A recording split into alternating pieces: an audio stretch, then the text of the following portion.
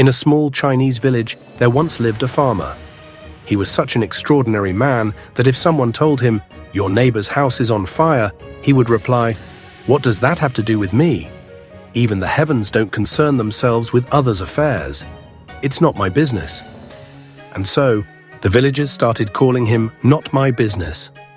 One day, Not My Business went to the city and bought a sack of soybeans. He hoisted it onto his shoulder and set off for home. What he didn't notice was that the sack had a hole in it. As he walked, the soybeans began falling to the ground one by one. Before long, a neighbor, who was also returning from the market, caught up with him. The neighbor saw the beans spilling out of the sack and asked, "Not my business? If someone else faces trouble, should one tell them or not? Other people's problems are none of anyone's concern," grumbled Not My Business. The neighbor fell silent. They walked a bit further. The beans kept spilling, and soon the sack was half empty.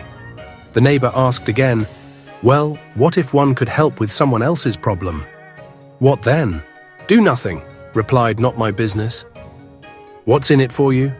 "Never meddle in other people's affairs." They reached the village. Only then did Not My Business notice that most of the beans had spilled from the sack. He was furious. "Why didn't you say anything, you turtle's offspring?" he shouted at the neighbor. The neighbor replied, "Well, you, Not My Business, told me yourself that it's none of my business. When people don't help each other, everyone suffers.